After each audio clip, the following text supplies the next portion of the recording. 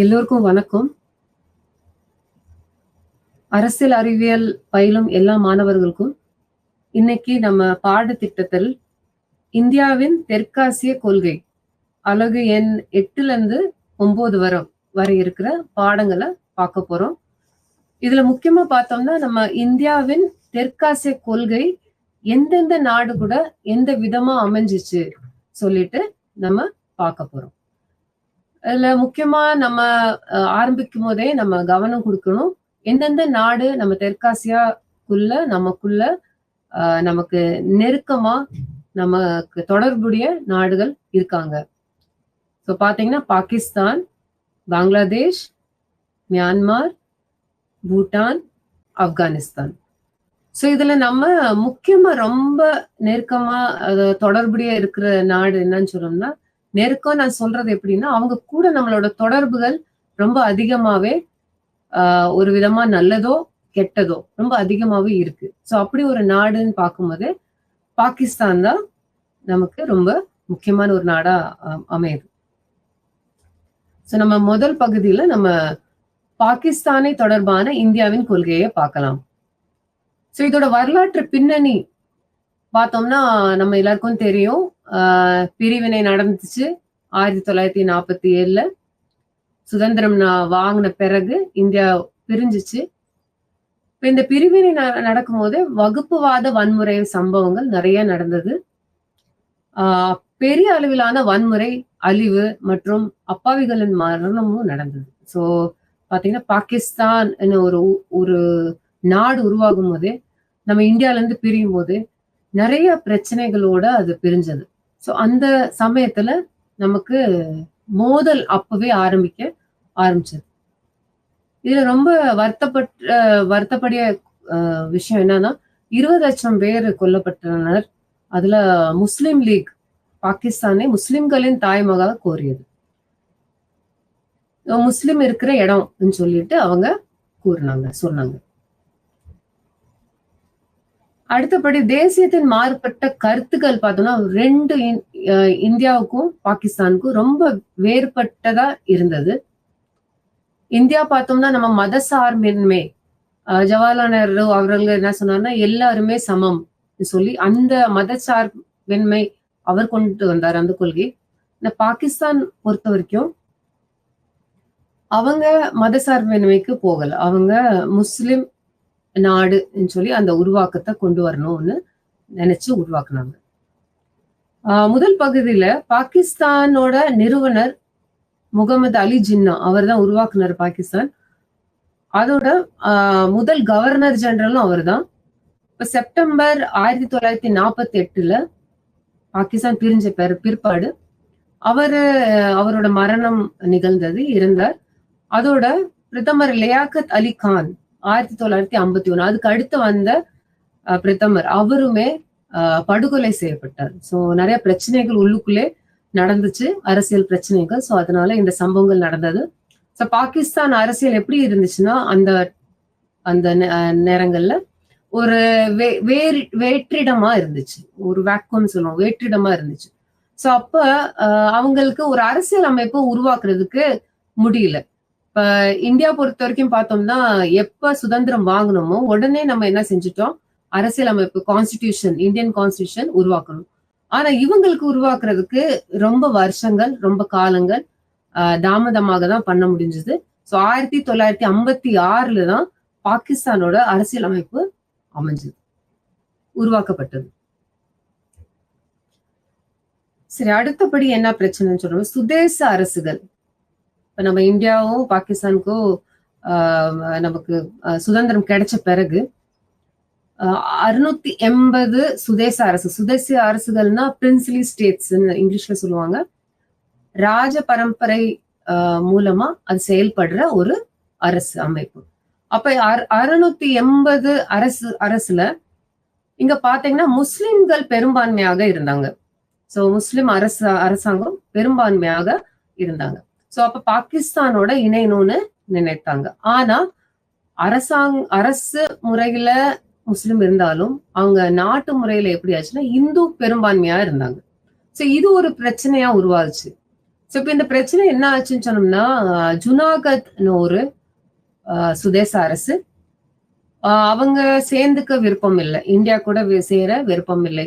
ஆனா இந்தியாவோட மக்கள்னு சொல்லி பார்க்கும்போது பெரும்பாலான இந்துக்கள் இந்தியா கூட சேரணும்னு ஆசைப்பட்டாங்க. ஸோ அதனால ஜுனாகத்தை 9 நவம்பர் 1947 ஆக்கிரமிக்கப்பட்டது, இந்தியாவால எடுக்கப்பட்டது.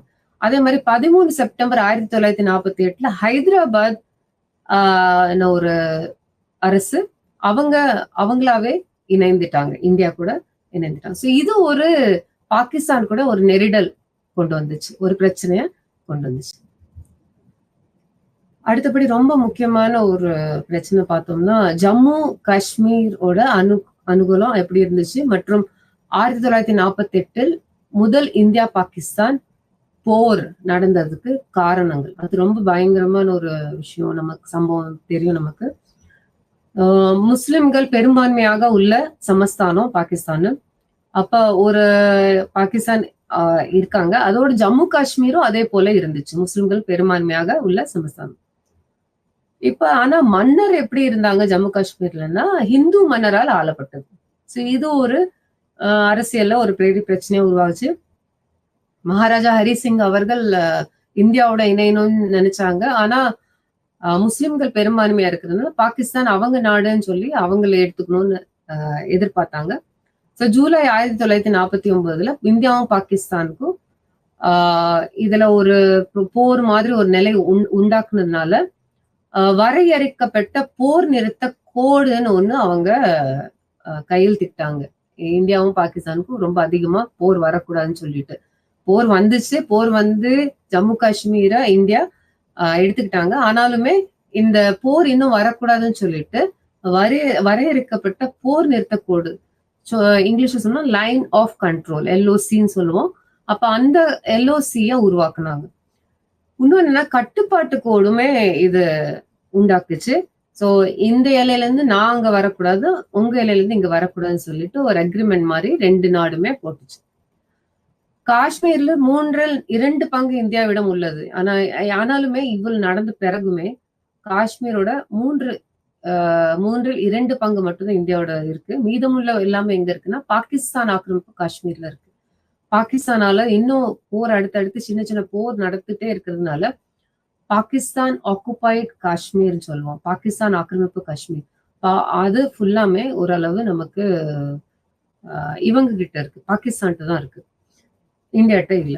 1957 பிஓகே பாகிஸ்தான் ஆக்குபைட் காஷ்மீர் பாகிஸ்தானோட ஒருங்கிணைக்கப்பட்டது. ஸோ 1957 இந்தியா கூட இணையாம அவங்க அங்க இணைஞ்சிட்டாங்க. இததான் இப்போ நிறைய நீங்க கேள்விப்பட்டிருப்பீங்க, ஆசாத் காஷ்மீர்னு சொல்லிட்டு போராடிக்கிட்டு இருக்காங்க, இந்தியா கூட சேராம இருக்காங்கன்னு சொல்லிட்டு நீங்க செய்தியில கேள்விப்பட்டிருப்பீங்க. ஸோ இந்த பிரச்சனைகள் இப்படிதான் உருவானது. அடுத்தபடி என்னன்னா சைனா கூட சீனா கூட இருக்கிற நமக்கு ஒரு பிரச்சனை. பாகிஸ்தான் சைனா கூட சம்பந்தப்பட்டு அவங்க என்ன உதவி பண்ணியிருக்காங்க. ஸோ சீனா ராணுவ சாலை அமைத்துறதுக்கு உதவி பண்ணியிருக்காங்க. ஸோ அது என்ன சாலைன்னு சொன்னா அக்ஸை சென்னு சொல்லியிருப்போம், போன பாடத்திட்டங்கள்ல நான் இதை சொல்லியிருப்பேன், அக்ஸை சென். ஸோ இந்த பிரச்சனையுமே நமக்கு என்னன்னா பாகிஸ்தான் இந்தியாவுக்குள்ள ஒரு பிரச்சனை இன்னுமே அதிகமாக்குறதுக்கு ஒரு காரணமா அமைஞ்சிருக்கு. சியாச்சின் பனிப்பாறை, சியாச்சின் கிளேஷியர்னு சொல்லுவோம். இது ஏன்னா 1984 இந்தியா ஆபரேஷன் மேக்தூத்னு ஒரு ஆபரேஷன், ஒரு என்ன சொல்ற படை மூலமா ஆக்கிரமிப்பு முயற்சி செஞ்சாங்க, அதுல வெற்றியும் அடைஞ்சாங்க. யார் கூடன்னு சொன்னோம்னா நம்ம சைனா கூட.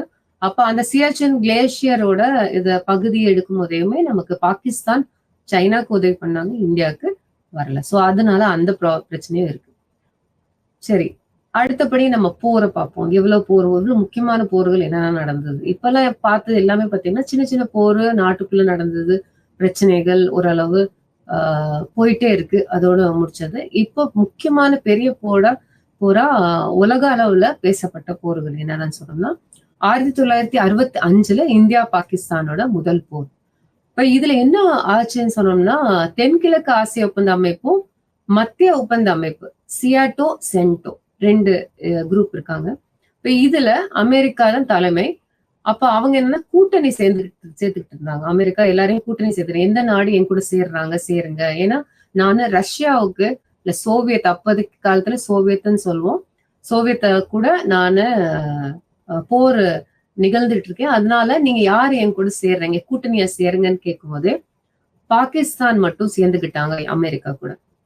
இந்தியா என்னன்னா ஜவஹர்லால் நேரு அவர்கள் என்ன சொல்லிட்டாங்கன்னா, நான் எந்த இது கூடயுமே நான் அலைன்மெண்ட் மூவ்மெண்ட் சொல்லுவாங்க, எந்த யாரு கூடயும் நம்ம சேர முடியாது, நாங்க நியூட்ரலா இருக்கோம், ரெண்டுமே வேணும் எனக்கு, யுஎஸ் மக்களும் வேணும், அமெரிக்காவும் வேணும், சோவியத்தும் வேணும், அதனால இந்த போர் விஷயமா நாங்க யாருக்கூடயும் சேர மாட்டோம், அணி சேரா கூட்டணின்னு சொல்லிட்டு அவர் பேசினார்.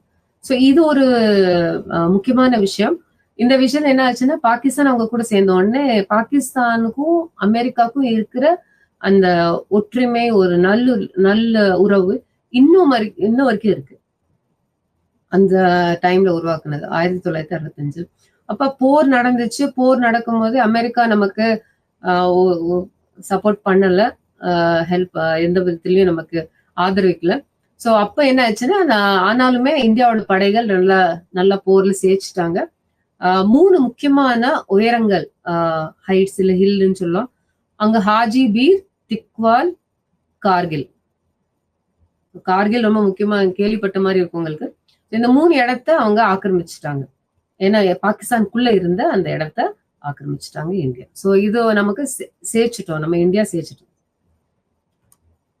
சரி, அடுத்தபடி தாஷ்கண்ட் பிரகடனம். இந்த போர் அதிகமா நடக்குதுன்னு சொல்லிட்டு சோவியத் என்ன யோசிச்சாங்கன்னா, சரி நம்ம ஏதாவது உதவி பண்ணுவோம், நீங்க தாஷ்கண்ட் வந்து பேசுங்க, 2 பேருக்கும் இருக்கிற போர் பிரச்சனைகளை தீர்த்து வைக்க முயற்சி பண்ணுங்கன்னு சொல்லிட்டு, அப்ப அந்த காலத்துல பிரதமர் லால் பகதூர் சாஸ்திரியும் ஜனாதிபதி அயூப் கான், பாகிஸ்தானோட ஜனாதிபதி அயூப் கான், 2 பேருமே தாஷ்கண்ட் ரஷ்யால ஒரு இடத்துல சந்திச்சாங்க.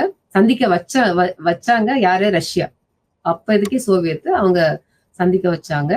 அப்ப ஆனா பேச்சுவார்த்தை நடந்துச்சு 10 ஜனவரி 1966. ஆனா பேச்சுவார்த்தை ஒரு நிலையா அவங்களுக்கு ஒரு நல்ல விஷயம் அமைக்க விடல. ஏன்னா பிரதமர் லால் பகதூர் சாஸ்திரி அது முடிச்ச பிறகே உடனே அவரும் இறப்பு அவருக்கு நிகழ்ந்தது. சோ அதனால இந்த தாஷ்கண்ட் பிரகடனமே ஒரு சுமூகமா 2 பேருக்கும் போர் இல்லாத ஒரு சூழ்நிலையை உருவாக்க பயன்பட இல்லை. சோ பயன்பாட்டு இல்லாம ஒரு பிரகடனமா நின்றுச்சு.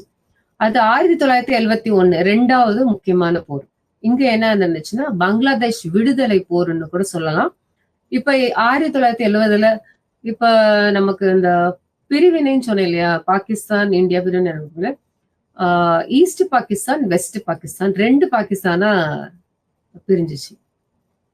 சரிங்களா? இப்ப இந்த பாகிஸ்தான்ல நமக்கு ஈஸ்ட் பாகிஸ்தான் சொல்லும் போது நமக்கு நம்ம பாகிஸ்தான் வருவாங்க, வெஸ்ட் பாகிஸ்தான் சொல்லும் போது இந்த பங்களாதேஷ் பகுதி வரும். இப்ப இதுல 1970ல ஷேக் முஜிபுர் ரஹ்மான் அவர் தான் அந்த அங்க இருந்த அவாமி லீக்ல பங்களாதேஷ தலைமையா இருக்காரு.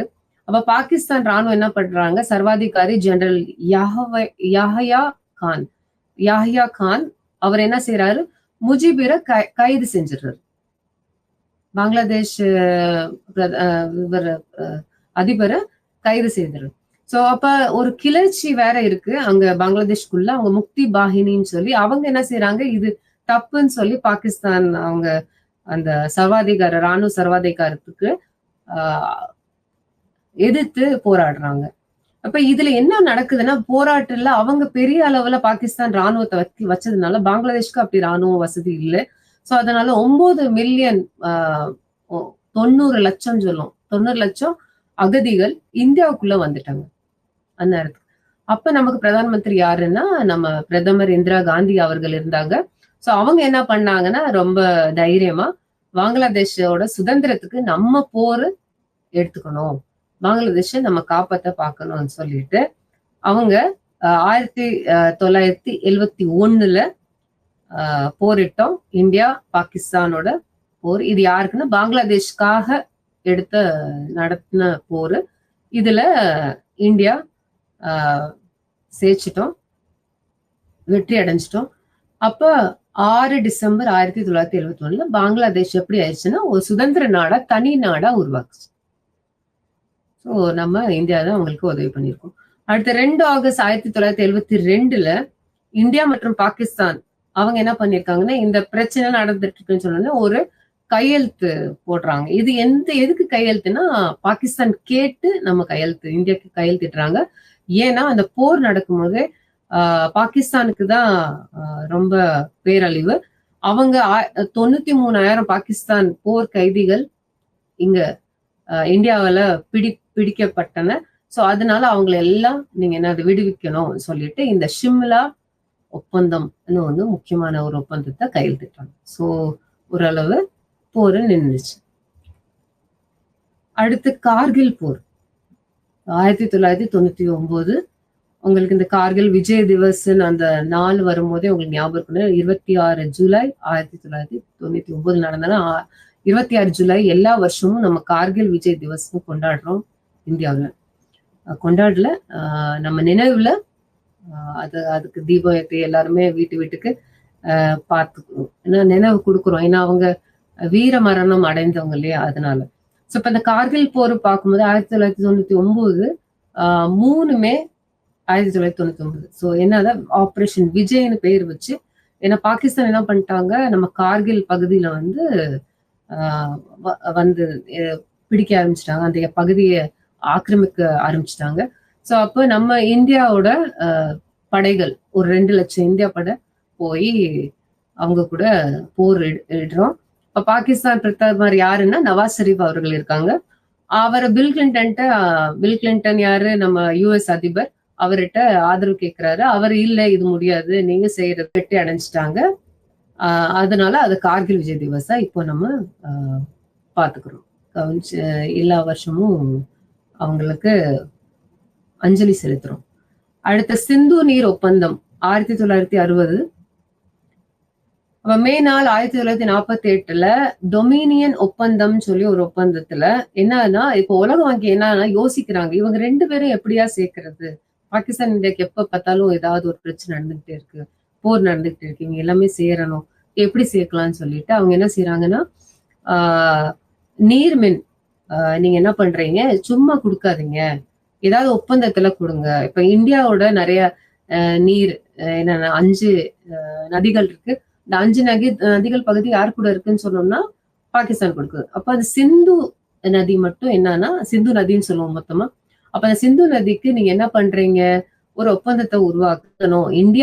இந்தியா தான் வழங்க முடியும். ஏன்னா இந்தியால இருந்துதான் ஆரம்பிச்சு அந்த நதி பாகிஸ்தானுக்கு போகுது.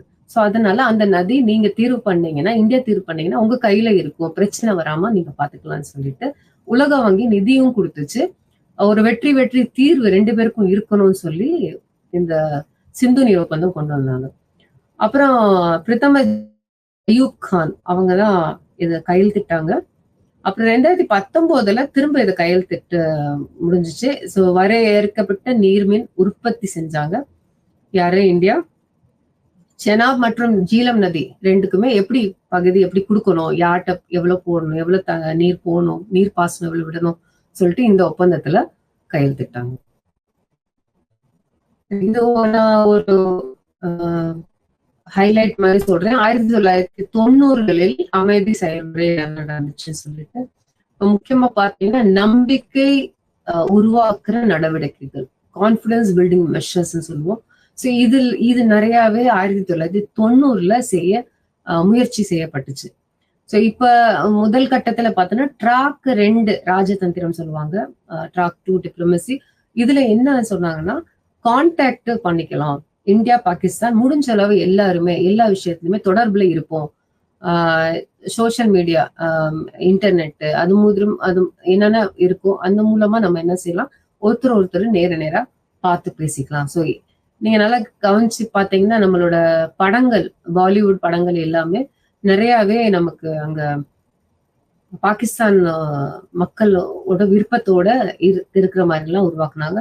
ஸோ என்னன்னா அதுவுமே நமக்கு என்னன்னா 2 பேருக்குமே இருக்கிற பிரச்சனையை பெருசாக்காம அமைதி செயல்முறையில கொண்டு வரும்னு சொல்லி ஒரு முயற்சி செஞ்சாங்க. அப்புறம் கூட்டு உரையாடல், 2 பேரும் சேர்ந்து டயலாக் பேசுங்க.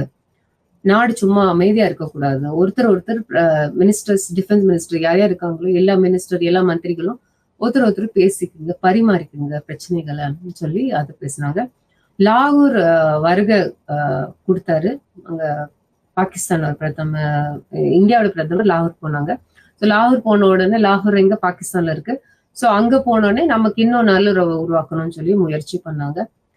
ஆக்ரா உச்சி மாநாடு, ஆக்ரால ஒரு உச்சி மாநாடு நடந்துச்சு. அதுல பாகிஸ்தான முக்கியமான ஒரு பிரதிநிதியா வர சொல்லியிருந்தாங்க. ஸோ இது ஒரு அமைதி செயல்முறை. அடுத்த வற்புறுத்தல் ராஜதந்திரமும் செஞ்சாங்க. முடிஞ்ச அளவு என்னன்னா இவங்களை புரிய வைக்கணும் பாகிஸ்தான்ல, நாம எல்லாருமே ஒரு ஒற்றுமையா இருக்கிறதுக்கு முயற்சி பண்ணலாம்னு சொல்லிட்டு புரிய வைக்கணும்ட்டு வற்புறுத்தல் ராஜதந்திரமும் இந்தியாவுக்கு முயற்சி பண்ணிச்சு. இஸ்லாமாபாத்ல வாஜ்பாய் மற்றும் டெல்லியில முஷாரப் 2 பேருமே மாறி மாறி ஒரு ஊரே பத்தின விஷயங்கள் தெரிஞ்சுட்டு பரிமாறிக்கிட்டாங்க. சரி, அடுத்தபடி என்னன்னா பயங்கரவாதம். இது ரொம்ப முக்கியமான ஒரு பிரச்சனை, இன்னும் வரைக்கும் போகாம தான் இருக்கு. ஸோ அறியப்பட்ட பயங்கரவாத அமைப்புகள் எல்லாம் என்னன்னா பாகிஸ்தான் ஆதரவு பண்றாங்க, ஆனா நம்ம அனுமதி கொடுக்க முடியல, கொடுக்க மாட்டோம். ஸோ அது ஒரு பிரச்சனை. 2014 இருந்து பாகிஸ்தானை நோக்கிய இந்தியாவின் கொள்கை என்ன கொள்கைன்னா, பிஜேபி என்டிஏ நரேந்திர மோடி அவர்கள் வந்த பிறகு சார்க் தலைவர்களை எல்லாரையும் அழைத்தாங்க. அப்புறம் அண்டை நாடு முதல் கொள்கை, அண்டை நாடுன்னு நேபரிங் கண்ட்ரி ஃபர்ஸ்ட் பாலிசி. இப்ப பக்கத்து நாடு நமக்கு நண்பரா இருக்கணும்னு சொல்லிட்டு அவர் கொண்டு வந்தாரு. ஸோ நவாஸ் ஷெரீப் கூட அவர் நல்லா விரிவான உரையாடலாம் பண்ணிட்டு எல்லாம் பேச்சுவார்த்தை எல்லாம் செஞ்சு பார்த்தாங்க. ஆனா என்ன ஆயிடுச்சுன்னா 2016 திடீர்னு ஒரு தாக்குதல், பத்தான்கோட் பயங்கரவாத தாக்குதல் நடந்துச்சு இந்தியால. அப்ப இது யாரு முக்கியமான நபர் பின்னால பேக்ரவுண்ட்ல பாத்தீங்கன்னா இஸ்லாமிய தீவிரவாதி ஜெய்ஷ் இ முகமது. இது யாருன்னா பாகிஸ்தான் தான் இவங்களுக்கு சப்போர்ட் பண்றாங்க, இவங்களுக்கு ஆதரவு கொடுக்குறாங்க. சோ இது நடந்த உடனே சார்க் 16வது மாநாடு ரத்து செஞ்சுட்டாரு மோடி அவர்கள். அப்புறம் செப்டம்பர் 2016 திரும்ப இன்னொரு பிரச்சனை, இந்திய ராணுவம் கூட சர்ஜிக்கல் ஸ்ட்ரைக் எல்ஓசி பக்கத்துல ஒரு பிரச்சனை நடந்துச்சு. சோ அதுல பிரச்சனைன்னு சொல்ல முடியாது, இந்த 2016 பதான்கோட் பயங்கரவாத தாக்குதலுக்கு பதிலடி கொடுக்கறதா இது சர்ஜிக்கல் ஸ்ட்ரைக். இதுல என்ன பண்ணாங்கன்னா 150 பயங்கரவாதிகளை சுட்டு தந்தாங்க. யாரே நம்ம இந்தியாவோட ராணுவம், ஏன்னா திரும்ப இந்த பிரச்சனை வரக்கூடாதுன்னு சொல்லிட்டு. ஆனா இது தொடர்ச்சியா அப்புறம் என்ன ஆச்சு, 2019 ரொம்ப மோசமான ஒரு சம்பவம். 14 பிப்ரவரி 2019 புல்வாமா தாக்குதல், புல்வாமா அட்டாக்ன்னு கேள்விப்பட்டிருப்பீங்க. 40 இந்திய துணை ராணுவம் படையினரின் இறப்பு நடந்துச்சு. ஸோ இந்த சம்பவம் பாத்தீங்கன்னா ரொம்ப இன்னும் விரிசல் கொண்டு வந்திருக்கு பாகிஸ்தான் இந்தியாவுக்கு. இப்ப 26 பிப்ரவரி 2019 இதுக்கு பதிலடியா இந்திய விமானப்படை என்ன பண்ணாங்கன்னா, போர் விமானங்கள் பயங்கரவாதிகளை அழிச்சிட்டாங்க. ஸோ பாலகோட்டு முகாம்ல இது நடந்துச்சு, அது எல்லாத்தையுமே அவங்க பாத்துக்கிட்டாங்க. சரி, இப்ப அடுத்தபடி என்னென்ன நடவடிக்கை செஞ்சாங்க, ஏன்னா இவ்வளவு பிரச்சனைகள் நடந்திருக்குல்ல, தீவிரவாத பிரச்சனை. அதனால பாகிஸ்தான்ல இருந்து இறக்குமதி செய்யப்படும் எல்லா பொருட்களும் 200% சுங்க வரியை செலுத்த சொல்லிட்டாங்க இந்தியா. ஏன்னா அப்பதான் ஓரளவு நமக்கு போர் பிரச்சனை இல்லாம இருக்கும்ட்டு. அப்புறம் இந்தியா சில விமானங்கள் பாகிஸ்தான் என்ன பண்ணிட்டாங்கன்னா வான்வெளியை மூடிட்டாங்க, நீங்க வராதிங்கன்னு சொல்லிட்டு வான்வெளியை மூடிட்டாங்க. ஜம்மு காஷ்மீர்ல சிறப்பு அந்தஸ்தை முடிவுக்கு கொண்டு வரும் அதன் அரசியல் அமைப்பில் 370வது பிரிவை ரத்து செய்து. ஸோ ஜம்மு காஷ்மீர் சிறப்பு அந்தஸ்துன்னு ஒண்ணு கொடுத்து அவங்களா இருக்கட்டும்னு சொன்னது இந்தியா. ஆனா இப்ப இல்ல, அது முடியாது, நான் தான் ஜம்மு காஷ்மீர் நல்லபடி பாத்துக்கணும்னு சொல்லிட்டு அந்த இதை ரத்து செஞ்சுட்டாங்க. 370 அரசியலமைப்பை ரத்து செஞ்சுட்டாங்க. சரி, அடுத்த நாடு அலகு 9 மற்ற அண்டை நாடுகளை தொடர்பான இந்தியாவின் கொள்கை. முதல் நாடு பங்களாதேஷ். ஸோ பங்களாதேஷோட முக்கியமான தலைநகர் என்னது, டாக்கா, எல்லாருக்கும் தெரியும். பங்களாதேஷ்ல இருந்து இந்தியாவிற்கு நிறைய பேர் குடிபெயர்ந்தாங்க. அந்த நான் சொன்ன மாதிரி பங்களாதேஷோட அந்த போர் நடக்கும் போதே பாத்தீங்கன்னா நிறைய அங்கேயும் ரெஃப்யூஜிஸா வந்தாங்க. அப்ப அந்த இதுமே பங்களாதேஷும் இந்தியாவுக்கும் இருக்கிற ஒரு நல்லுறவு உண்டாக்குச்சு. சட்டப்பூர்வமாகவும் அடிக்கடி சட்டவிரோதமாகவும். ஆனா இதுல என்ன பிரச்சனைன்னா, பங்களாதேஷ் இந்தியா ரொம்ப பக்கத்துல இருக்கிறதுனால சட்ட விரோதமாகவும் நடக்குது, ஒரு நேரம் வரது போகுது போறது. இருதரப்பு உறவுகளின் பரிமாணங்கள் எப்படின்னா, வங்காள கலாச்சாரம் மற்றும் இலக்கிய மரபுகள் ரெண்டும் ஒரு மாதிரி தொடர்புடையதா இருக்கு. 1905 வங்காள பிரிவினை நடந்துச்சு. 1947ல கிழக்கு பாகிஸ்தான் சொன்னல, கிழக்கு பாகிஸ்தான் உருவாக்குச்சு. ஸோ பாகிஸ்தான் உடைந்து 1972ல வங்காளதேசத்தின் பிறப்பு நடந்துச்சு. ஸோ 1972 பங்களாதேஷ் போர்ல பாகிஸ்தான் போர் பங்களாதேஷ் பிறந்துச்சு. அப்புறம் இரு தேச கோட்பாடு, இரு தேசம், ஈஸ்ட் பாகிஸ்தான் வெஸ்ட் பாகிஸ்தான் ரெண்டும் ஒண்ணுதான் சொன்ன அந்த கொள்கை சுத்தமா மறைஞ்சு போச்சு. அப்புறம் ஒரு சிறப்பு அண்டை நாடு சொல்லி அந்த அந்த வகையில பார்த்தோம்னா பங்களாதேஷ் ஒரு இந்தியா, அவங்க என்ன சொல்றாங்க, இந்தியா ஒரு பூட்டிய நாடா இருக்குன்னு சொல்லி புகார் பண்றாங்க. ஆனா வடகிழக்கு இந்தியாவில, வடகிழக்குல இருக்கிற இந்தியாக்காரங்க என்ன சொல்றாங்கன்னா, வங்காளதேசத்தில் பூட்டப்பட்டவர்கள் இருக்காங்க. ஸோ என்னன்னா 2 பேருமே ஒருத்தர் பரிமாற்றங்கள் கம்மியா இருக்குன்னு சொல்லி சொல்றாங்க. நுண்ணிய எல்லைகள் 2 பேர்ல இருக்கிற எல்லைகள் பார்த்தீங்கன்னா நீளமான எல்லை பகிர்ந்து கொள்கிறது. எல்லை மேலாண்மை என்பது அது ஒரு பெரிய பிரச்சனை. அதுக்கு எல்லை பிரச்சனை இன்னமும் பங்களாதேஷ் இந்தியாவுக்கு நடந்துட்டு தான் இருக்கு. சட்டவிரோத இடம்பெயர்ப்பு நடக்குது. ஏன்னா வறுமையும் வேலையின்மை வங்கதேசத்துல அதிகமா இருக்கு, பங்களாதேஷ் நிறைய இருக்கு. ஸோ அதனால இந்தியாவுக்குள்ள தள்ளப்படுறாங்க. அப்புறம் தண்ணீர் தகராறு இருக்கு. கங்கையோட நதியோட பங்கீடு ஒப்பந்தம் 1996ல அது ரொம்ப ஜாஸ்தியா அதிகமா சரியா செயல்பாட்டுல கொண்டு வரல பங்களாதேஷ். அப்புறம் ஃபராக்கா அணைக்கட்டு, அந்த ஒரு பிரச்சனை இருக்கு. அணைக்கட்டு யார் அமைக்கிறாங்கன்னு சொல்லிட்டு அந்த பிரச்சனை இருக்கு. பொருளாதாரம் ஒன்றுக்கொன்று சார்ந்து இருக்கு.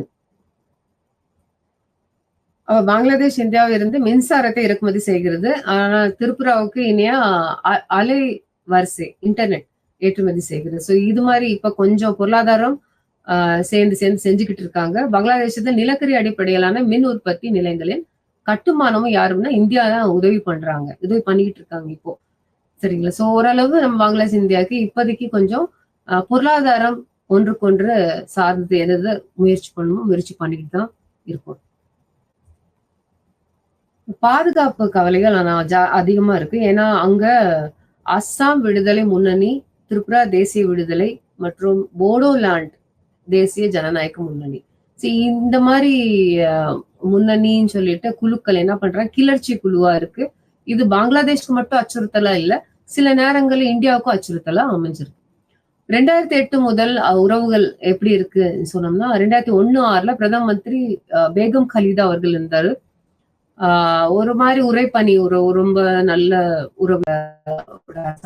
அந்த டைம்ல 2015 வரைக்கும் பாத்தீங்கன்னா நமக்கு நல்லபடி சேர்ந்து ஒற்றுமையா ஓரளவு வங்கதேசத்து கூட இருந்தோம்.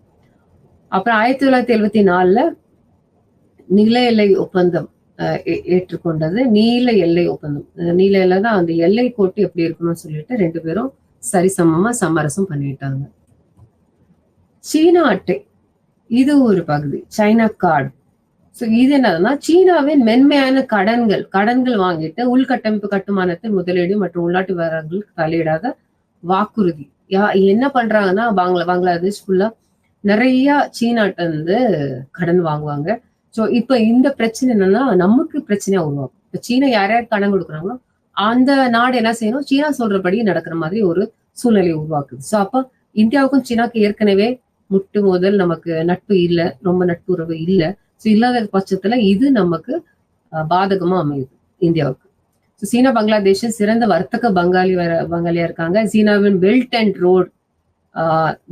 ரோடு முயற்சி, 2 பேரும் சேர்ந்த ஒரு அழகான ஒரு ரோடு மூலமா 2 பேருக்குமே தேவையான வர்த்தகத்தை உருவாக்கணும்னு சொல்லிட்டு பங்களாதேஷ் சீனாக்குள்ள உருவாக்குறாங்க. இது நமக்கு இந்தியாவுக்கு ரொம்ப பிரச்சனையான ஒரு விஷயம்.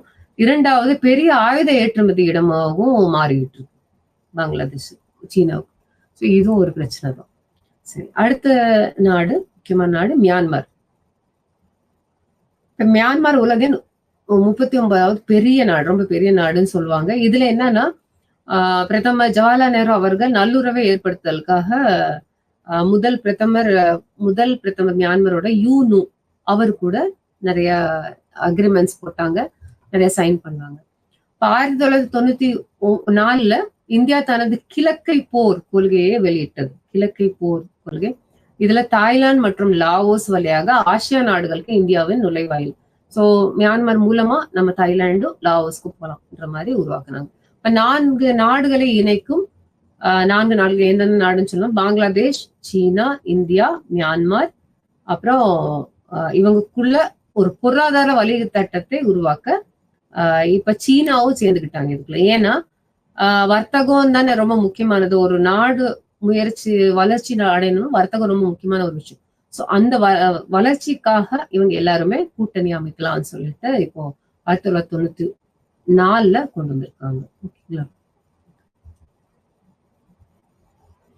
மத்த விஷயம் என்னது மியான்மர் இந்தியாவுக்கு குறைத்து மதிப்பிடப்பட்ட ஐலவர் ஏசியானோட கவனம் இருக்கு. ரோஹிங்கியா நெருக்கடி ஒரு பிரச்சனை இருக்கு. சீன மாய தோற்றம், சீனியாவோட ரொம்ப அதிகமா மியான்மர் இப்போ ரிலேஷன்ஷிப் வச்சுக்கிட்டு இருக்காங்க, தொடர்பு வச்சுக்கிட்டு இருக்காங்க. ஸோ அது ஒரு பிரச்சனை. ஸோ இதெல்லாம் கொஞ்சம் ஓரளவு நமக்கு பிரச்சனையா கவனிக்கலாம் மியான்மரும் இந்தியாவுக்கும். அடுத்து பூட்டான் கூட நம்ம பார்த்தோம்னா பூட்டான் என்ன மாதிரி நாடுன்னா துறவி ராஜ்யம், துறவியா இருக்கிற ராஜ்யம், புத்தர் ராஜ்யம், புத்திஸ்ட் மதத்தை ரொம்ப நாடுற ஒரு நாடு. அப்ப இவங்க ரொம்ப அமைதியா தான் இருப்பாங்க, அமைதியான நாடு. இந்தியா பூட்டானுக்கு பாத்தீங்கன்னா நட்புறவுக்கு வந்து ரொம்ப அதிகமாவே நம்ம பண்ணியிருக்கோம். இப்போ ஒரு மாடலா எடுத்துக்கிறாங்க, மாடல் அண்டை நாடுன்னா ரொம்ப நல்ல உறவு இருக்கிற ஒரே நாடு பூட்டான் சொல்லி நம்ம இந்தியா பேசிக்கிறோம். ஸோ 8 ஆகஸ்ட் 1949 அமைதி மற்றும் குறுக்கீடு இல்லாமைக்காக என்ன பண்ணாங்கன்னா, அமைதி மற்றும் குறுக்கீடு இல்லாமைக்கு இருக்கணும், அமைதி இருக்கணும்னு சொல்லிட்டு சார்க் மற்றும் பீம்ஸ்டெக் இரண்டிலும் உறுப்பினர் ஆயிருந்தாங்க. ஸோ 2 அமைப்பு இருக்கு, சார்க், பீம்ஸ்டெக். இவங்க ரெண்டுலயுமே இவங்க என்னன்னா 2 பூட்டானும் இந்தியாவும் கலந்துக்கிட்டாங்க. அப்ப 2003ல ராயல் பூட்டான் ராணுவம் ஐக்கிய விடுதலை முன்னணி உல்ஃபான்னு கேள்விப்பட்டிருப்பேன், நியூஸ்ல கவனிச்சிருங்களா தெரியல. 2003ல வந்துச்சு. இவங்க மற்றும் போடோலாந்து இவங்கெல்லாம் கிளர்ச்சியாளர்கள். நான் ஏற்கனவே சொன்ன மாதிரி பங்களாதேஷ்லயும் இந்த மாதிரி இங்கேயும் உல்ஃபா ஒரு விடுதலை முன்னணி இயக்கம், ஐக்கிய விடுதலை முன்னணி இயக்கம். இவங்க என்னன்னா கிளர்ச்சி முகாம்களை உருவாக்குனாங்க. இது இந்தியா ஓரளவு உதவி பண்ணி, பூட்டானுக்கு உதவி பண்ணி அதை அழிச்சிட்டாங்க. பூட்டானில் உள்ள இந்திய ராணுவ பயிற்சி குழு ஒண்ணு உருவாக்கி இருக்காங்க, IMTRAT சொல்லிட்டு. அது பூட்டானுக்கு தேவையான பயிற்சிகள் இந்திய ராணுவம் கொடுத்துக்கிட்டு இருக்காங்க. 3 பெரிய நீர்மின் அணைகளை கட்டியிருக்காங்க. 3 நீர்மின் அணை, தெர்மோ எலக்ட்ரிக் பவர் ஸ்டேஷன். அடுத்து இருதரப்பு உறவுகளில் புதிய கட்டம். இப்ப இருக்கிற கட்டம் நான் சொன்னது முந்தின கட்டம். இப்ப 2வது கட்டத்தில் எப்படி இருக்குன்னா, பிரதமர் நரேந்திர மோடி அவர்கள் வந்திருக்காங்க. முதல் சுற்றுப்புறம் கொள்கை ஒப்பந்தங்கள் 10 ஒப்பந்தங்கள் கையெழுத்திட்டு இருக்காங்க 2 நாடுமே. 2019ல கையெழுத்தானது. இது எல்லாமே இப்ப 2019ல ரொம்ப அதிகமாவே கையெழுத்திட்டப்பட்டாங்க. இதுல முக்கியமான ஒரு விஷயம் சொல்லணும், ரூபே கார்டு அறிமுகப்படுத்தினது இந்தியா. யாருக்கு? பூட்டானுக்கு. அதுக்கு முந்தைய ரூபே கார்டு அங்க இல்ல. அப்புறம் டோக்லாம் இடைநிலையாளர், டோக்லாம் அக்கார்டுன்னு சொல்லுவோம், அந்த ஒரு விஷயத்திலயுமே நம்ம இந்தியா பூட்டானுக்கு ரொம்ப சப்போர்ட்டா இருக்காங்க. அப்புறம் வங்காளதேசம், மியான்மர், பூட்டான் மற்றும் இந்தியா. நான் பீம்ஸ்டெக் சொன்னேன் இல்லையா, அது என்னதுன்னு சொல்லி பார்த்தோம்னா, வடகிழக்கு பகுதியோட எல்லாருமே சேர்ந்து ஒரு முயற்சி, ஒத்துழைப்பு முயற்சி, அது பீம்ஸ்டெக்னு சொல்லுவோம். வங்காள விரிகுடா வளவுத்துறை, தொழில்நுட்பம் மற்றும் பொருளாதார ஒத்துழைப்புக்கான முன்முயற்சி. ஸோ வங்காள விரிகுடா, அப்புறம் தொழில்நுட்பம் மற்றும் பொருளாதாரம், எல்லா டெக்னாலஜி எல்லாமே சேர்ந்து எல்லாம் ஒருத்தர் ஹெல்ப் பண்ணுன்னு சொல்லிட்டு கொண்டு வந்த ஒரு முன்முயற்சி தான் பீம்ஸ்டெக். வங்காள விரிகுடாவை சுற்றியுள்ள நாடுகள் என்னென்ன இருக்கு, என்னென்ன நாடு பக்கத்துல இருக்குன்னு சொல்லி பார்த்தோம்னா, இலங்கை, இந்தியா, பங்களாதேஷ் பி, இந்தியாவுக்கு I, நேபாளத்துக்கு என்ன வரும், வங்கதேசம் பி, மியான்மர் M, அப்புறம் தாய்லாந்து. ஸோ தாய்லாந்து, இவங்க எல்லாருமே என்னன்னா எல்லாரும் சேர்ந்து நம்ம ஒரு வடகிழக்கு பகுதி உருவாக்குவோம்னு சொல்லிட்டு இந்தியாவோட சேர்ந்து நான் ஏற்கனவே சொன்ன மாதிரி எல்லா முயற்சியுமே அமைதிக்கும் இருக்கு. அதோட ஒரு நாடு இன்னொரு நாடு கூட வளர்ச்சி, வாணிப வளர்ச்சி எப்படி அடையணுன்றதுக்காக உருவாக்கப்பட்ட ஒரு விஷயம் இது. அடுத்த நாடு எதுன்னா நேபாளம். இப்ப நேபாள இந்தியா துறைமுகங்களை ரொம்ப அதிகமா நம்புகிறது. சோ நேபாளத்துல இருந்து எல்லாமே வரப்போக வாணிபம் எல்லாம் ரொம்ப அதிகமாவே நடந்துகிட்டு இருக்கு. நேபாளத்தில் ஜனநாயக பயணம் மற்றும் இந்தியா பார்த்தோம்னா ராணா வம்சம்னு ஒண்ணு ஆரம்பிச்சிச்சு நேபாளத்துல. இப்ப அப்புறம் ஜன ஆந்தோலன் ஒரு பிரச்சனை உருவாச்சு நேபாள்ல. 2015 நேபாள அரசியலமைப்பு மாறுச்சு. அந்த ராஜ பரம்பரை வம்சம் எல்லாம் மாறிச்சு. மாதேசி ஒரு ஒரு அணி இருக்காங்க. அப்ப மாதேசிக்கு எதிராக பாகுபாடு காட்டுகிறதுன்னு சொல்லிட்டு அந்த அரசியல் அமைப்பு வேண்டான்னு சொல்லி பிரச்சனை நடந்துச்சு. 2008 மாவோயிஸ்டுகள் அரசாங்கத்தை அமைத்தனர். ஸோ மாவோயிஸ்டும் அவங்களுக்கும் பிரச்சனை நடந்துச்சு. இது ஒரு பக்கம். இப்ப இன பரிமாணமும் மாறுச்சு. ஸோ இதெல்லாம் என்னன்னா நேபாளத்துக்குள்ளே நிறைய அவங்களுக்குள்ளே நிறைய பிரச்சனைகள் நடந்துட்டு தான் இருந்துச்சு. இதுக்குள்ள நம்ம இந்தியாவும் என்னது சார்ந்து அவங்களுக்கு உதவி பண்ணிட்டு இருக்கோம்.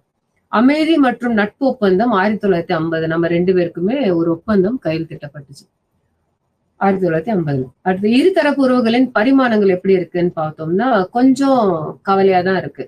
1999 காத்மாண்டோல இருந்து டெல்லிக்கு இந்தியா ஏர்லைன்ஸ் விமானம் கந்தாருக்கு கடத்தப்பட்டது. இது ரொம்ப ஒரு மோசமான சம்பவம், எதிர்பார்க்காத ஒரு சம்பவம் நடந்துச்சு.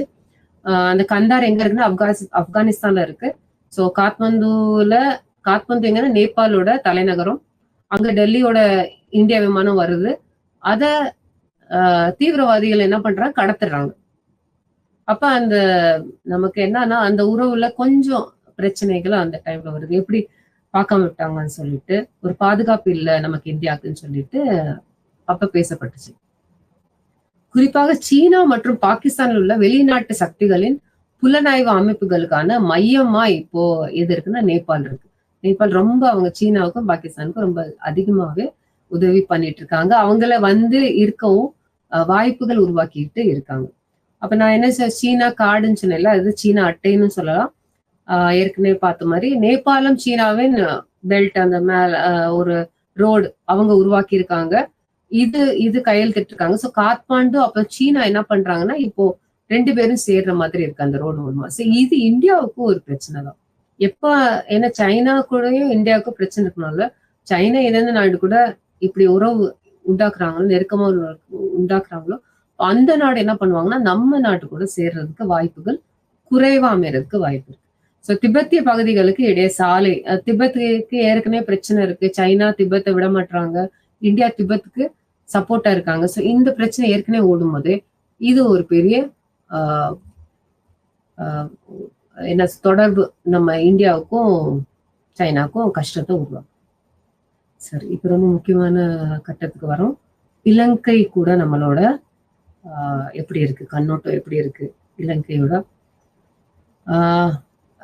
பழைய காலத்து இதுல இருந்து யோசிச்சோம்னா இலங்கையும் இந்தியாவும் ஒரு மாதிரி லிங்க்ட் சேர்ந்து இருந்துச்சுன்னு சொல்லுவாங்க. எப்படின்னா ஆதாம் பாலம், இன்னொரு பேர் என்னன்னா ராமசேதுன்னு சொல்லுவோம். அப்ப அது மூலமா ரெண்டுமே இணைந்து இருந்தது, போறதுக்கு வர்றதுக்கு எல்லாமே. ஸோ தீவுகள் எல்லாமே சேர்ந்து இருந்தது. அப்புறம் மணல் திட்டுகளின் சங்கிலி அது சொல்லுவாங்க இல்லையா. ஸோ இந்தியாவுக்கும் இலங்கைக்கும் அவங்களுக்குள்ள ஒரு இணைப்பை உண்டாக்குச்சு. ஸோ ஆனா என்னன்னா மேல் நடுத்தர வருமான நாடுன்னு சொல்றாங்க இலங்கையில. இப்ப ரீசெண்டா இப்போதைக்கு பாத்தீங்கன்னா இலங்கையில நிறைய பொருளாதார பிரச்சனை வந்துச்சு. ஆனா ஆரம்ப கட்டத்துல இலங்கை ரொம்ப நல்ல வருமானம் கூடிய நாடுதான்.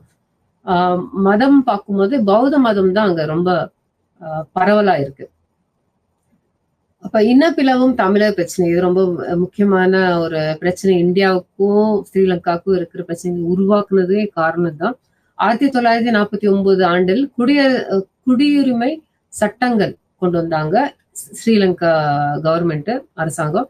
இதுல என்ன சொன்னாங்கன்னா இந்திய தமிழர்கள் குடிமக்கள் அல்லாதவர்களாக அறிவிக்கணும். இந்தியால இருந்து தமிழர்கள் அங்க போய் குடியிருந்திருக்காங்க, அவங்களுக்கான நம்ம என்ன செய்யக்கூடாது, குடியுரிமை கொடுக்க கூடாதுன்னு சொல்லி இந்த சட்டத்தை கொண்டு வந்தாங்க. இதனால என்ன ஆச்சுன்னா நாடற்ற உள்நாட்டு போர், எக்கச்சக்க போர் நடந்துச்சு, உள்நாட்டுக்குள்ளே போர் நடந்துச்சு. 1980களின் முற்பகுதியில் தொடங்கி 2009 வரைக்கும் இது முடியறதுக்கு அவ்வளவு வருஷம் ஆச்சு. 1980 இருந்து 2009 வரைக்கும் இந்த போர் நடந்துச்சு தமிழ் பிரச்சனைகள்னு சொல்லி. சரி, உள்நாட்டு போரின் போது என்ன வேற என்னென்ன நடந்துச்சுன்னா 1,00,000க்கும் அதிகமானோர் கொல்லப்பட்டாங்க. அப்புறம் ஆயிரக்கணக்கானோர் காணாமல் வேற மிஸ்ஸிங் சொல்லி அது வேற நடந்துச்சு. மனித உரிமைகள் மீறல ரொம்ப அதிகமா நடந்துச்சு இந்த காலத்துல. இந்த நான் சொன்னாலே 1980ல இருந்து 2009க்குள்ள. அப்ப பிரதமர் இந்திரா காந்தி அவர்கள் என்ன பண்ணாருன்னா 1980ல தமிழ் கட்சிகள் மற்றும் தமிழ் போராளி குழுக்களுக்கு அவங்க ஆதரிச்சாங்க. தமிழ்காரங்க இந்தியாக்காரங்க, ஸோ அதனால அவங்க ஆதரிக்கணும்னு சொல்லி பேச்சுவார்த்தை கொண்டு வந்தாங்க. அப்புறம் 1983ல தமிழர் எதிர்ப்பு கலவரங்கள் நிறைய ஜாஸ்தி அதிகமாச்சு லங்காக்குள்ள. சிங்கள பெரும்பான்மை மற்றும் தமிழ் பிரிவினைவாதிகள் உள்நாட்டு போர் உள்ள நடந்துச்சு. இதுல முக்கியமா பார்த்தா தமிழில விடுதலை புலிகள் எல்டிடி அவங்க அந்த அணிதான் இதுக்கு முக்கியமான ஒரு எதிர்ப்பு தெரிவிக்கிற ஒரு அணியா இருந்துச்சு. ஸோ இந்த போர் இதனாலேயே ஆரம்பிச்சிச்சு லங்காக்குள்ள. அடுத்து பாதுகாப்பு. இதனால என்னன்னா பாதுகாப்பு யாருக்கு பிரச்சனைன்னா நம்ம இந்தியாவுக்கு பிரச்சனை. எப்படி வந்துச்சுன்னு சொன்னோம்னா சிங்கள பௌத்த தேசம் நம்ம என்னது பௌத்த தர்மத்தை தான் எடுத்துக்கிட்டு இருக்காங்க. 1985ல இருந்து 86ல திம்புவில் இலங்கை அதிகாரிகளுக்கும் பல்வேறு தமிழ் கட்சிகளுக்கும் இடையே நடந்த பேச்சுவார்த்தை தோல்வி அடைந்தது. இதெல்லாம் சேரவே மாட்டேன்ட்டாங்க. தமிழுக்கும் இலங்கையும் சேரணும்னு சொன்னா முயற்சி பண்ணி பார்த்திருக்காங்க. திம்புல எங்கன்னா தாய்லாந்து அந்த பக்கம். அப்ப அங்க ஒண்ணுமே நடக்கல, சரின்னு சொல்ல மாட்டேன்ட்டாங்க லங்கா. அப்புறம் ராஜீவ்காந்தி அரசாங்கம் என்ன பண்ணாங்கன்னா 1987ல இந்தியா லங்கா கூட நமக்கு நல்ல உறவு இருக்கணும்னு சொல்லிட்டு ஒரு ஒப்பந்தத்தை கையெழுத்திட்டாரு. இப்ப இந்த ஒப்பந்தத்துல என்ன சொல்றாங்கன்னா இந்தியா அமைதி காக்கும் படை IPS Indian piece keeping force சொல்லிட்டு IPKF அவங்கள அனுப்பிடுறாங்க. இங்க இருந்து இந்தியாவில இருந்து லங்காவுக்கு காப்பாத்தணும்னு சொல்லிட்டு யார்கிட்ட இருந்து LTT அவங்ககிட்ட இருந்து காப்பாத்தணும். இப்ப விடுதலை புலிகளுக்கு எதிரான ராணுவ பிரசாரம் நடக்குது. இப்போ இந்த பிரச்சனை நடந்த உடனே தமிழ் மக்களிடையே IPKF ஒரு ரொம்ப மோசமான ஒரு நினைவு வருது, செல்வாக்கு அற்றதா நினைக்கிறாங்க.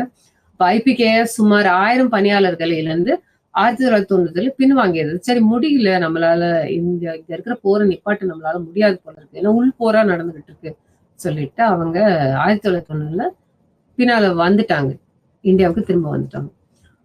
ஆனா என்ன ஆச்சுன்னா 1991ல முடிஞ்ச பிற்பாடு ராஜீவ்காந்தியோட படுகொலை நடந்துச்சு. இதுக்கு முக்கியமான காரணம் யாருன்னா விடுதலை புலிகள் அந்த அந்த கூட்டணி. ஸோ அதனால என்ன ஆயிடுச்சுன்னா இந்தியாவில் விடுதலை புலிகள் தடை செய்யப்பட்ட பயங்கரவாதம்னு சொல்லி ஒரு அறிவிப்பு கொண்டு வந்துட்டாங்க.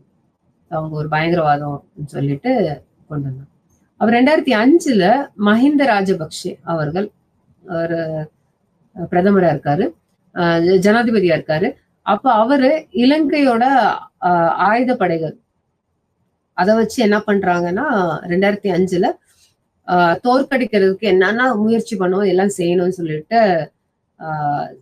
ஆரம்பிக்கிறாங்க. அப்ப அதோட தலைவர் யாரு, அவர் இந்த போர்ல என்னன்னு இறந்துடுறாங்க. யாரு, LTTயோட தலைவர் வேலுப்பிள்ளை பிரபாகரன் அவர் மரணம் அடைகிறாரு. ஸோ இதனால என்ன ஆச்சுன்னா 18 மே 2009ல அறிவிக்கப்படுது என்னன்னா தமிழ் அந்த இனம் இல்லை, அந்த மாதிரி ஒரு கட்சியே இல்லைன்னு சொல்லிட்டு அறிவிக்கிறாங்க. இலங்கைக்கும் சீனாவிற்கும் இடையில இதெல்லாம் முடிஞ்ச பிறகு இலங்கைக்கு சீனாவுக்கும் பாத்தீங்கன்னா இப்ப ரொம்ப அதிகமாவே நெருக்கத்தை உருவாக்குறேன். ஏன்னா சீனா அதிகமா கடன் உதவி இலங்கைக்கு கொடுக்க ஆரம்பிச்சுட்டு இருக்காங்க. ஸோ அதனால இலங்கைக்கும் சீனாவுக்கும் இடையில பாத்தீங்கன்னா இப்ப ரொம்ப அதிகமா ஒத்துழைப்பு போயிட்டு இருக்கு. பொருளாதார உறவுகள்னு பார்க்கும் போதே 1998ல இந்தியாவுடனான சுதந்திர வர்த்தக ஒப்பந்தம் இல்ல என்ன வேணாலும் நம்ம வாங்க விற்க முடியும்னு சொல்லிட்டு 1998ல பண்ணாங்க. இந்தியாவுக்கான ஏற்றுமதி அதிகரிப்பு மற்றும் இலங்கையில் அதிக இந்திய முதலீடு, இந்த 2 விஷயத்த அந்த ஒப்பந்தத்துல கொண்டு வந்தாங்க. இந்தியா சுற்றுலா பயணிகள் என்ன பண்ணாங்கன்னா இலங்கைக்கு வருகை தரும் பார்த்தோம்னா 27% அதிகமா இந்தியாக்காரங்க அங்க போயிட்டு இருந்தது. இது 1998ஆம் ஆண்டுக்குள்ள நடந்த விஷயங்கள். பொருளாதார வளர்ச்சி 2 நாடுக்குமே நடந்துகிட்டு இருந்துச்சு. மீன்பிடி தகராறு, இது ஒரு பெரிய தகராறு பிரச்சனையா இன்னும் வரைக்குமே நமக்கும் லங்காக்கும் இந்தியாவுக்கும் நடந்துட்டு இருக்கு. என்னன்னா பாக் ஜலசந்திரம், பாக் ஸ்ட்ரெயிட்னு சொல்லுவாங்க. அது ஒரு பகுதி, அந்த பகுதி எல்லை மாதிரி பகுதி கடல்ல. அப்ப மீனவர்களுக்குள்ள ஒரு பிரச்சனை. இந்திய மீனவர்கள் என்ன பண்றாங்கன்னா அவங்க இயந்திரம் படகுகள் பயன்படுத்துறாங்க. ஆனா அங்க இலங்கை கடற்படை என்ன சொல்றாங்கன்னா இந்த இயந்திர படைகளை தடை செய்யணும். ஏன்னா அது இருந்துச்சுன்னா மீன் வளர்ச்சி குறையும். சோ அப்புறம் மீன் குறைஞ்சிச்சுன்னா நமக்கு உற்பத்தி கிடைக்காது சொல்லிட்டு இந்த விஷயங்கள்ல முன் வைக்கிறாங்க. ஆனா இந்திய மீனவர்கள் மீது அதனால என்னன்னா ஆனா எல்லையை தாண்டி அவங்க வர்றதுனால ஒரு சில நேரங்கள்ல துப்பாக்கி சூடு எல்லாம் நடக்கிற சம்பவங்கள்லாம் அரங்கேறுறது. அப்ப அவங்க பகுதியில இலங்கை பகுதியில இந்திய மீனவர்கள் போகும்போதே இந்த பிரச்சனை நடக்குது. சோ இலங்கை கடல் பரப்பில் மீன் பிடிக்கும் இந்திய மீனவர்கள் இயந்திர இழுவை படகுகளை கட்டுப்பாடாக பயன்படுத்த வேண்டும் என இந்தியா விரும்புது. இந்தியால என்ன சொல்றாங்க, பரவாயில்ல இயந்திர இழுவை படகுகள் பயன்படுத்தட்டும் மீனவர்கள், ஆனா ஒரு அளவா பண்ணுங்க. ஆனா அது ஒரு பெரிய பிரச்சனையாவே இருக்கு இந்தியா அரசாங்கத்துக்கும் இலங்கை அரசாங்கத்துக்கும். சரி, அடுத்த முக்கியமான நாடு மாலத்தீவு. இந்த மாலத்தீவு நீங்க நினைச்சோன்னே என்னன்னா சுற்றுலாவோட ஒரு முக்கியமான இடம், உயர்தர சுற்றுலா இடம்னு சொல்லலாம். இப்ப இது தீவோட ஒரு கூட்டம் தேசம். இதுல மாலே தான் தலைநகரம். இதுல முகமது நஷீத் 2008 ஜனாதிபதி ஆனார். அப்புறம் அவங்க ஜனநாயக நெறிமுறைகளை அறிமுகப்படுத்தினார். ஸோ 2008 தான், அதுக்கு முந்தையெல்லாம் இல்ல, ஜனநாயகம் இல்ல அங்க. ஸோ மாலத்தீவுல அப்பதான் 2008 வந்துச்சு. அப்புறம் இருதரப்பு உறவுகள் நமக்குள்ள என்ன இருக்கு, இந்தியாவுக்கும் மாலத்தீவுக்கும் எப்படி இருக்குன்னா 1988 மாலத்தீவுல கூலிப்படை சதி நடந்துச்சு. அதை முறியடிக்க நம்ம உதவி பண்ணணும், நம்ம இந்திய ராணுவம் உதவி வழங்கணும். 2004 சுனாமி பேரளவு கொண்டு வந்துச்சு மாலத்தீவுல.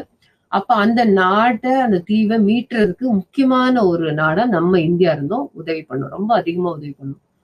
2014 இந்தியா 1000 டன் குடிநீர் இல்லாம தவிச்சாங்க யாரு, மாலத்தீவு.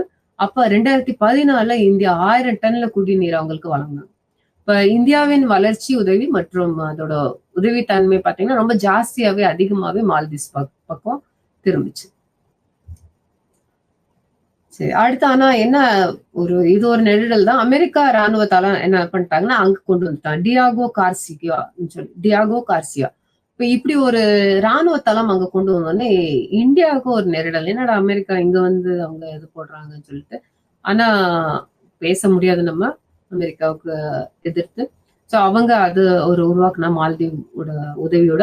ஜனாதிபதி அப்துல்லா யாமீன் அப்ப அந்த காலத்துல 2013-18 என்ன ஆச்சுன்னா நம்ம இந்தியாவுக்கும் மாலத்தீவ்ஸ்க்கும் ஒரு பிரச்சனை. ஏன் பிரச்சனைனா இவர் என்ன பண்ணாருன்னா யாமீன் சீனாவோட நெருங்கிய மற்றும் சார்ந்த உறவை மேம்படுத்தினாரு. அவர் ரொம்ப அதிகமா சீனாவோட சேர்ந்துக்கிட்டாரு. ஏன்னா சீனா ஆதிக்கம் செலுத்தும் கடல்சார் பட்டுப்பாதை அது உண்டாக்குனாங்க. கடல்சார் பட்டுப்பாதை, சில்க் ரூட், ட்ரேடுக்காக, வாணிபத்துக்காக உருவாக்குனாங்க சீனாவும் மாலத்தீவ்ஸும். சுதந்திர வர்த்தக ஒப்பந்தத்தில் கையெழுத்தான என்ன வேணாலும் நம்ம வாங்கலாம் விற்கலாம் சொல்லிட்டு இவ்வளவு ஏற்றுமதி பண்ணலாம் இறக்குமதி பண்ணலாம். சுதந்திர வர்த்தக ஒப்பந்தம் கையெழுத்திட்டாங்க ரெண்டு பேரும். சீனாவிடம் இருந்து பெரும் கடனை வேற வாங்கினாங்க. யாரு, மால்டீவ்ஸ். யாரோட ஜனாதிபதி சொன்ன, அப்துல்லா யாமீனோட காலத்துல. இப்ப நெக்ஸ்ட் என்ன பார்த்தோம்னா இந்தியாவின் மென்மையான ராஜேந்திர தடயங்கள் என்னன்னா, சரி ஏதோ நடக்குது, பிரச்சனை நடக்குது, நம்ம என்ன செய்யலாம்னு சொல்லிட்டு இந்தியா பார்த்தோம்னா யாமீன் அரசாங்கம் அதுக்குள்ள என்னன்னா ரொம்ப சர்வாதிகார அரசாங்கமா ஆயிடுச்சு மாலத்தீவ்ஸ்க்கு. மாலத்தீவ்ஸ் மக்களுக்கே அவங்கள பிடிக்காம போயிடுச்சு. அப்ப பிரதமர் மோடி மார்ச் 2015 மாலை போகணும்னு நினைக்கிறாரு. ஆனா அவரோட யாமீனோட பிரச்சனை அங்க உருவாக்கிட்டு இருக்கு நாட்டுக்குள்ள. அதனால இவங்க என்ன பண்ணாங்கன்னா பயணத்தை ரத்து பண்ணிட்டார் மோடி. அவர் போல 2015 போல. 2018 ஜனாதிபதி தேர்தல் திரும்ப நடந்துச்சு. ஏன்னா எல்லாமே வேண்டாம் வேண்டாம்னு சொல்லிட்டே இருந்தாங்க, இந்த பிரதமர் சரியில்லை, யாமீன் சரியில்லைன்னு சொல்லிட்டு. யாருன்னா இவர் இப்ராஹிம் முகமது சோலிஹ் வந்ததுக்கு அப்புறம். அப்ப தேவைகளுக்கு என்ன பண்றாங்கன்னா இந்தியா 1.4 பில்லியன் அமெரிக்க டாலருக்கு நீட்டில் வந்து கொடுத்துருக்காங்க. இது கொடுத்த பிறகுமே என்ன ஆச்சுன்னா ஏற்கனவே யாமீன் அவர்கள் சீனாவிட்ட நிறைய கடன் வாங்குறதுனால இன்னும் அவங்க என்ன பண்ண முடியல, அந்த உறவை வெட்ட முடியல, உறவு இல்லாம ஆக்க முடியல. ஏன்னா இந்த புதிய பிரதமர் வந்தாலும் அவங்களுமே என்னன்னா அவங்களுக்கு சீனாவுடனே ஒரு ஒப்பந்த கையெழுத்து இருக்கனால ஒரு உறவுல இருக்கிற மாதிரி அமைஞ்சிருக்கு. ஸோ சீனாவுடனே மாலத்தீவின் மூலோபாயம் மற்றும் பொருளாதார உறவு வளர்த்துள்ளன அதை மாற்றமைக்க முடியாத ஒரு சூழ்நிலையில மால்தீவ்ஸ் இருக்காங்க. சரி, அடுத்து ஆப்கானிஸ்தான். உங்களுக்கு கேள்விப்பட்டோன்னே பாப்பீங்க, இப்ப தீவிரவாதி நாடா ஆயிடுச்சு, தாலிபான திரும்ப வந்துட்டாங்க ஆப்கானிஸ்தான்ல. நான் சொல்றது இந்தியாவும் ஆப்கானிஸ்தான் சுதந்திரத்துக்கு அப்புறத்திலிருந்து ஓரளவு என்ன உறவு இருந்துச்சுன்னு சொல்லி பார்க்கலாம். இப்ப தலைநகர் பார்த்தோம்னா ஆப்கானிஸ்தான் தலைநகர் நம்ம காபூல். முஸ்லிம் பெரும்பான்மை நாடு. டுராண்ட் கோடுன்னு சொல்லுவாங்க. ஆப்கானிஸ்தானும் பாகிஸ்தானும் பிரிக்குது. அவங்களுக்குள்ள ஆனா கொஞ்சம் நெருக்கம் இருந்துகிட்டே இருக்கு அந்த இதெல்லாம் எல்லையில. இருதரப்பு உறவுகள் நமக்குள்ள என்ன இருக்குன்னு சொல்லணும்னா 1973 முகமது தாவூத் முன்னாள் ஆப்கானிஸ்தான் பிரதமர் அவர் இருந்தாங்க. சோவியத்தோட ஆதரவோட இருந்தாங்க. அப்புறம் நூர் தராக்கின்னு ஒருத்தர் கல்கிஸ் பிரிவினோட தலைவர், அவர் பிரதமர் நூர் தராக்கின்னு. அப்ப பனிப்போர் முடிவுக்கு கொண்டு வர்றதுக்கான இறுதி போர்களும் அப்ப நடந்துச்சு.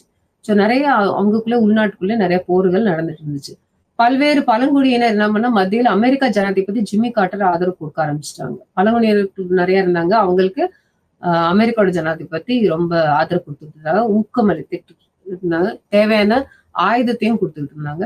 அப்ப சோவியத் ஆதரவு இராணுவ பிரிவுகள் எதிர்த்து போராட இஸ்லாமிய முஜாஹிதீன்களின் உருவாக்கம் இதெல்லாம் நடந்துச்சு. அப்போ சோவியத் என்ன பண்றாங்க, ஆப்கானிஸ்தான் ராணுவத்துக்கு ஆதரவு பண்றாங்க. அப்புறம் யுஎஸ் அவங்க இருக்கிற பழங்குடியினருக்கு உதவி பண்றாங்க. அப்போ முஜாஹிதீன்கள் ஒருத்தவங்க உருவாகுறாங்க. சோவியத் திரும்ப பெறுது. என்ன பெறுதுன்னா சரி நம்மளால முடியாது, இங்க தேவையான ஆட்சி நம்ம அமைக்க முடியாதுன்னு சொல்லிட்டு விட்டுட்டு போயிடுறாங்க. ஆப்கானிஸ்தான் கூட போர் போட்டுட்டு வேண்டான்னு சொல்லிட்டு போயிடுறாங்க, முடியலன்னு சொல்லிட்டு. அப்ப ஆனா அமெரிக்கா என்னன்னா சப்போர்ட் பண்ணி என்ன ஆச்சுன்னா தாலிபான் ஒரு இஸ்லாமிய அடிப்படைவாத குழு, அப்படி ஒரு குழு உருவாக்குற தாலிபான் எல்லாருக்கும் தெரியும். ஒரு தீவிரவாத அமைப்பு அடுத்து உருவாச்சு. ஸோ கட்டுப்பாட்டை கைப்பற்றியது. ஸோ அதனால என்ன ஆச்சுன்னா ஒசாமா பின் லேடனுக்கு ஒரு பயிற்சி தளத்தை வழங்கியது யாரு, அமெரிக்கா வழங்கியது. இதுதான் ஆரம்ப கட்டத்துல நடந்தது விஷயங்கள். அப்புறம் 1996 அப்புறம் 2001 இந்தியா எதிர்ப்பு சக்திகளை ஊக்குவித்தது யாரு, ஆப்கானிஸ்தான்ல. எல்லாருமே இந்தியா வேண்டாம், இந்தியா ஒரு நல்ல நாடு இல்லைன்னு சொல்லிட்டு ஆப்கானிஸ்தான்ல ஒரு எதிர்ப்பு உருவாக்கிட்டே இருந்தாங்க. எல்லா இதுவுமே தீவிரவாதி அமைப்பு தான் முக்கியமா இருக்கும் அவங்க எல்லாம். அப்புறம் அல் கொய்தா சொல்லிட்டு அமெரிக்கா மீதான ஒரு பயங்கரமான தாக்குதல் பண்ணாங்க 2001. அப்பதான் அமெரிக்காவுக்கு விழிப்புணர்வு வந்துச்சு, ஐயோ நம்ம நிறைய ஆயுதத்தை கொடுத்து நம்மளே உருவாக்கிட்டோமே சொல்லிட்டு தாலிபான் ஆட்சிய ISCF ஒரு படையை உருவாக்கி தாலிபானுக்கு அகேன்ஸ்டா அமெரிக்கா அனுப்புனாங்க. அப்புறம் என்னாச்சு, இந்த கட்டத்துல ஹமீத் கர்சாயின்னு ஒருத்தர் அவரை ஜனாதிபதியா அமெரிக்கா எடுத்துக்க சொன்னாங்க. 2004 தேர்தலும் நடந்துச்சு, அதுலயும் அவரே தான் இருந்தாரு. அப்புறம் ஆப்கானிஸ்தானின் மறு கட்டமைப்புக்கு 1.2 மில்லியன் அமெரிக்க டாலர் எவ்வளவு முடியுமோ அவ்வளவு இந்தியாவும் உதவி பண்ணாங்க ஆப்கானிஸ்தானுக்கு. அப்ப அந்த கட்டத்துல உதவி பண்ணாங்க. ஏன்னா புதுசா ஒரு ஆட்சி அமைக்கிறாங்க, நல்ல விதமா நம்ம இருக்கணும்னு சொல்லிட்டு. அப்புறம் ஜனாதிபதி அஷ்ரப் கானி 2015 இருந்து 2019 அதிபரானார். அவர் 2021 திரும்ப ஆப்கானிஸ்தான்ல மீண்டும் தாலிபான் ஆட்சி வந்துருச்சு. இப்ப வரைக்கும் 2019 சரியா போனது. அமெரிக்கா வெளியேட்டாங்க அந்த போர்ஸ், அந்த அவங்களோட படை வெளியேறினோடனே திரும்ப ஆப்கானிஸ்தான்ல தாலிபான் ஆட்சி வந்துச்சு. ஸோ இப்ப கடுமையான ஆட்சி இருக்கு, இப்பயும் இருக்கு. 2023 தாலிபானின் தலைவர் அப்துல்லா அவர் தான் இப்ப தலைவரா இருக்காரு. ஸோ இன்னமும் நமக்கு கடுமையான ஆட்சி ஆப்கானிஸ்தான்ல பார்க்கலாம். இப்ப நம்ம பார்த்த எல்லா விஷயத்தையும் பாத்தீங்கன்னா நமக்கு பாகிஸ்தான் தொடர்பான இந்தியாவின் கொள்கை ரொம்ப தீவிரமா ரொம்ப ஒரு கஷ்டமான ஒரு நிலையை கொண்டு வந்துச்சு. ஆனா மத்த நாட்டுக்குள்ள நமக்கு பார்க்கும் போதே சொல்லும் போதே வங்கதேசத்துக்குள்ள ஓரளவு பரவாயில்ல, மியான்மருக்குள்ளயும் பரவாயில்ல, பூட்டானுக்குள்ள ரொம்ப அதிகமா நல்லா இருக்கு, நேபாளத்துக்கு கூட ஓரளவு இருக்கு, கொஞ்சம் இருக்கு கொஞ்சம் இல்லை, இலங்கை கூட ரொம்ப குறைவா போயிடுச்சு இப்போ. ஏன்னா சீனாவோட தலையீடு. மால்தீவ் கூடயும் இப்ப சீனாவோட தலையீடு பார்க்கலாம். ஆப்கானிஸ்தான்ல நமக்கு இப்போ தாலிபன் அந்த தீவிரவாதம் வந்துச்சு. இப்ப மொத்தமா நம்ம இந்த காலகட்டத்துல பாத்தீங்கன்னா இந்த மேப் நல்லா பாத்தீங்கன்னா உங்களுக்கு தெரியும். நம்ம எல்லா நாடு கூடயும் நல்லா உறவு கொண்டாடணும்னு சொல்லிட்டு இருக்கோம். ஆனா நம்ம நாடு கூட யார் யார் இருக்காங்கன்னு சொல்லிட்டு பார்த்தோம்னா இப்ப இந்த இதுல நான் சொன்ன தெற்காசிய கொள்கையில நீங்க ரொம்ப குறிப்பா பாத்தீங்கன்னா பூட்டான் மட்டும்தான் ஓரளவு நம்ம கூட ஒரு நட்புறவு வச்ச நாடா இப்போதைக்கு இருக்காங்க. நான் இன்னொரு விஷயமும் சொல்லிக்கணும். இப்ப நீங்க செய்தித்தாள்லாம் அடிக்கடி பார்க்கும்போது இந்த யுக்ரைனோட ஒரு நமக்கு ரஷ்யா யுக்ரைனோட ஒரு சம்பவம் நடந்துக்கு இல்லையா, ஒரு போர் நடக்குது இல்லையா, நடந்துச்சு. அப்ப அந்த ரஷ்யாவுக்கு சப்போர்ட் பண்ற நாடுன்னு சொல்லி பார்க்கும்போது இந்தியா நம்ம ரஷ்யாவுக்கு எப்பயுமே ஒரு நன்றி உடையதா நம்ம ஒரு ஃப்ரெண்ட்லி நேஷன், ஒரு நட்புடைய நாடா இருக்கும். ஏன்னு சொன்னோம்னா ரஷ்யா நமக்கு முன் காலத்துல இப்ப வரைக்கும் நமக்கு எல்லா விஷயத்திலுமே உதவி பண்ணிட்டு இருக்காங்க. சோ அதனாலதான் நம்ம அமெரிக்கா பக்கம் ரொம்ப போக முடியல. ஆனா அதே பகுதியில நம்ம பாகிஸ்தானை பார்த்தோம்னா பாகிஸ்தான் முழுமையா அமெரிக்கா தான் எல்லா உதவியும் பண்ணியிருக்காங்க. எல்லா ஆயுதங்கள், போர், விமானம் எல்லா விஷயத்துலயுமே உதவி பண்ணிட்டு இருக்கோம். ஸோ அதனாலதான் நமக்கு என்ன ஆகுதுன்னா அமெரிக்கா கூட நமக்கு இன்னுமே ரொம்ப நட்புறவா இல்லை. ஆனா இப்ப ரீசெண்டா அவங்களுக்கு தெரிஞ்சதுன்னா கொஞ்சம் நம்மளோட உறவு நல்ல சக்தி வாய்ந்த நாடா இந்தியா உருவாகுறதுனால எல்லா நாடுமே நம்ம கூட ஒரு நட்புறவுக்கு கொண்டு வர்றதுக்கு முயற்சி செஞ்சுக்கிட்டே தான் இருக்காங்க. ஸோ எந்த விதத்திலயும் நம்ம இந்தியாவுக்கு எல்லா விதத்திலயும் நமக்கு சாதகமாக ஒரு சூழலை அமைஞ்சுக்கிட்டு இருக்கு. பொருளாதார வளர்ச்சி மட்டும் இல்ல, எல்லா விஷயத்திலுமே நம்ம என்ன செய்யறோம், இந்தியா ஒரு நல்ல நாடா உருவாக்கிட்டு. ஸோ அதனால இந்த பகுதி உங்களுக்கு பிடிச்சிருக்குன்னு நினைக்கிறேன். இன்னும் நீங்க நிறைய விஷயங்கள் இதை பத்தி தெரிஞ்சுக்கணும்னா தினம் செய்தித்தாள் வாசிங்க. அப்ப நான் சொன்ன எல்லா விஷயமே நமக்கு இந்த மேப் வச்சு நீங்க கொஞ்சம் கவனிச்சீங்கன்னா இன்னும் உங்களுக்கு ஈஸியா இருக்கும் நான் சொன்ன விஷயங்கள். ஏன்னா நான் நிறைய எல்லைகள் அதெல்லாம் சொன்னேன். நீங்க கொஞ்சம் அந்த மேப், இந்தியாவோட மேப்பு எப்படி இருக்கு, யார் கூட நம்ம எவ்வளோ இது கூட இருக்கோம், எவ்வளவு சம்மந்தப்பட்டு இருக்கோம்னு சொல்லிட்டு அந்த நெருக்கத்தையும் அதை சொல்லும், அந்த மேப் தான் சொல்லும். ஸோ அதனால உங்களுக்கு இந்த பகுதி பிடிச்சிருக்குன்னு நினைக்கிறேன். நீங்க நான் சொன்ன மாதிரி ஏற்கனவே நீங்க சொன்ன மாதிரி நல்லா செய்தித்தாள்கள் படிங்க. இந்தியா ஒரு நல்ல நாடா உருவாகுது, அது நம்ம சந்தோஷமா இந்த பகுதியில பேசி பார்த்துக்கலாம். வேற மற்ற நம்ம தீவிரவாதம் சொல்லும் போதே தீவிரவாதத்தை பொறுத்த வரைக்கும் நம்ம இன்னும் உலகமே அதுக்கு அடிமையா தான் இருக்கு. ஒரு இடத்துல நம்ம அதை முழுமையா அழிக்க முடியாத ஒரு நிலையில இருக்கும். ஸோ நீங்க இந்த பூலோக கண்ணோட்டத்துல நம்மளோட எல்லா நாட்டுக்கூடயும் நம்மளோட உறவுகள் நல்லபடியா தான் இருக்கு. இந்தியா முடிஞ்ச அளவு என்ன பண்றாங்க, எல்லா நாடுகூடயும் ஒரு நட்பு உறவு கொண்டு வர்றதுக்கு தான் முயற்சி செஞ்சுக்கிட்டே தான் இருக்காங்க. அப்போ வாணிப முறையில எல்லா முறையிலுமே முயற்சி பண்ணிட்டு இருக்காங்க. முக்கியமா அந்த தொழில்நுட்ப முறையிலுமே நம்ம இந்தியா வல்லரசு நாடா இருக்கிறதுனால எல்லா நாடுகளையும் ஒரு கூட்டமைப்பா உருவாக்கிட்டு இருக்காங்க. ஸோ அதனால எந்த விதத்திலையுமே இந்தியாவுக்கு எந்த விதத்திலும் யாருமே பாதிப்பு கொடுக்க முடியாது. இது மட்டும் நம்ம நல்லா இந்த பகுதியில நம்ம புரிஞ்சிருப்போம்னு நினைக்கிறேன். சரி, இதோட நீங்க என்ன செய்யணும்னா இந்த பூட்டான், நேபாளோட நான் சொன்ன மாதிரி முன்ன இருக்கிற பிரச்சனைகள், நம்ம இந்தியா கூட இருக்கிற பிரச்சனைகள் என்னன்னு பார்த்தோம்னா எல்லாமே வரலாறு முறையில நீங்க பார்க்கணும்.